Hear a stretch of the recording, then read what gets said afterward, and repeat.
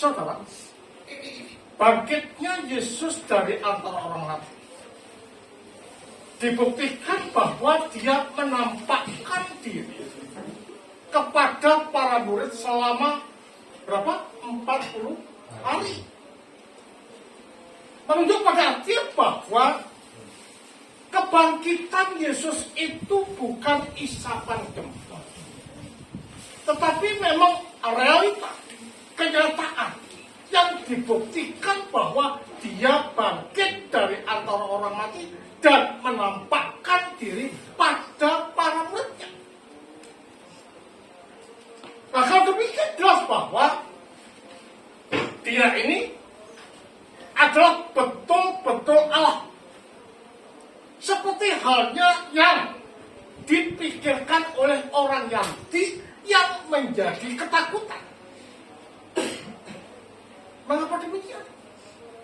Bukankah dia ini adalah seorang anak tukang kayu yang namanya Yusuf?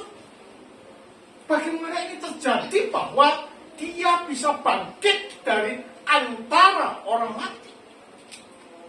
Kalau demikian, dia ini bukan dalam tataran lingkup manusia, tetapi dia di dalam ranah ilahi. Karena apa?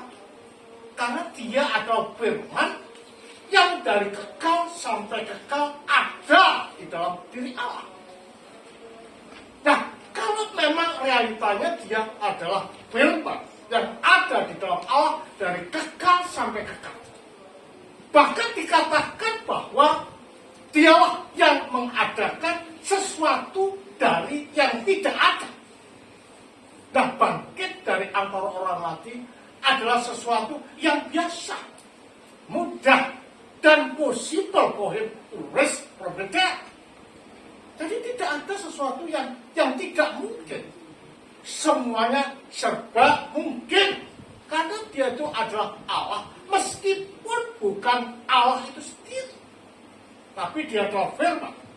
Nah, kalau dia firman yang tinggal dalam Allah, maka dia adalah satu esensi dengan Allah. Berarti kalau demikian satu kemuliaan, satu kehendak, satu kemauan.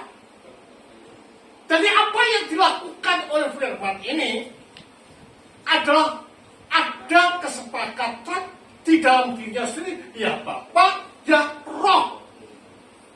Jadi tindakan-tindakan yang ada di dalam Allah ini adalah tindakan yang bersifat trinitarian, ya Bapa, ya Anak, dan Roh Kudus, tidak pernah dipisah-pisahkan. Seperti halnya paham daripada Sabianisme yang mengatakan bahwa ada pengkotak-kotakan zaman. Dalam perjanjian lama adalah zaman Bapa, baru adalah zaman Anak, dan sekarang adalah zaman Roh Kudus. Padahal jelas dikatakan di dalam Yohanes 1:5 ayat 17 mengatakan Bapa bekerja sampai sekarang. Jadi kan demikian, baik zaman perjanjian lama, perjanjian baru, dan sekarang adalah zamannya Tritunggal Maha Kudus. Atau dikatakan zamannya Allah yang esa, di mana di dalam Allah yang esa ada firman dan ada Roh. Lah, karena realitas semacam inilah, maka tidaklah heran bahwa dia bisa bangkit dari antara orang mati. Bahkan ditandaskan bahwa dia telah menjadi daging.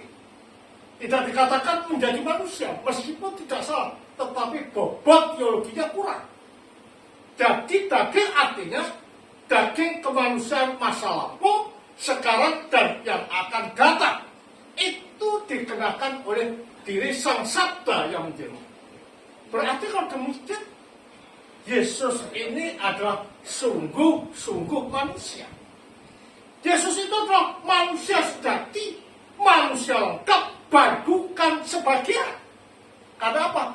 Karena daging yang dikenakan adalah totalitas daging kemanusiaan. Karena Bapak Gereja mengatakan bahwa kalau hanya seorang diri mengatakan manusia, itu dikatakan hanya sebagian manusia. Nah, untuk dapat dikatakan manusia yang utuh, harus ada kaitan dengan manusia yang lain. Makanya apa yang dikatakan oleh Matius si miskin dari Alexandria demikian, bahwa jika kita tidak bisa mengasihi orang lain, maka kita tidak lengkap jadi manusia.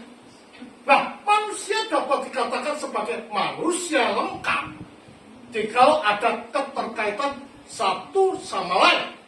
Makanya di dalam diri manusia itu selalu berekstasi, sebagaimana Allah itu selalu berekstasi dalam dirinya sendiri, yaitu keluar dari dalam dirinya sendiri menuju dalam dirinya sendiri, artinya menuju kepada firman di dalam roh. Demikian juga manusia itu berekstasi, keluar dari dalam dirinya sendiri menuju dirinya sendiri, yaitu manusia yang lain, karena manusia itu adalah satu esensi di dalam kemanusiaan. Jadi kalau Yesus katakan mengambil totalitas kemanusiaan atau mengambil daging manusia secara total, maka Yesus dikatakan sebagai manusia yang utuh, manusia yang lengkap, dan manusia yang sempurna. Karena itulah kematian Kristus adalah kematian untuk semua. Nah, itu menunjuk pada artian bahwa penebusan atau kematian Kristus itu adalah untuk menebus semua. Karena dengan matinya Kristus, maka tuntutan Taurat itu telah digenapi. Nah, digenapinya tuntutan Taurat, maka manusia telah didamaikan, manusia telah disucikan, manusia telah dibenarkan, manusia telah dimuliakan. Dan kata-kata semacam ini, ada orang menganggap bahwa itu adalah konsep keselamatan. Padahal itu tidak seperti itu. Tetapi itu menunjuk kepada ungkapan-ungkapan keselamatan itu sendiri. Bahwa orang yang diselamatkan berarti orang itu telah ditebus, orang itu telah didamaikan, orang itu telah dikatakan sebagai anak Allah, orang itu telah dimuliakan, dan orang ini dikatakan sebagai crown of creation atau mahkota penciptaan.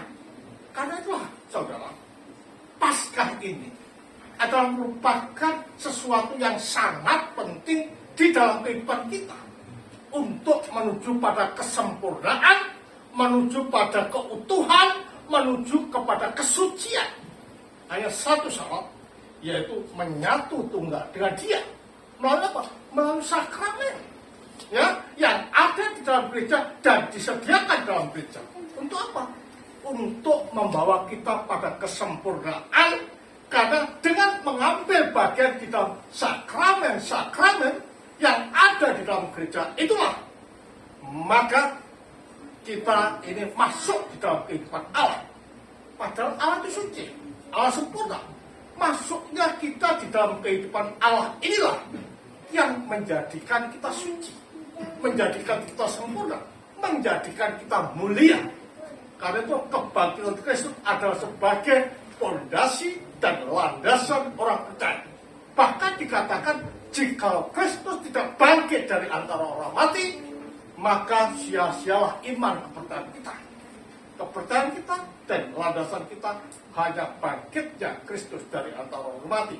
Di sanalah ada harapan, di sanalah ada penyedia, dan di sanalah ada pembaruan di dalam hidup. Kemuliaan bagi Sang Bapa, Sang Putra, Sang Roh Kudus. Tuhan memberkati kita semua.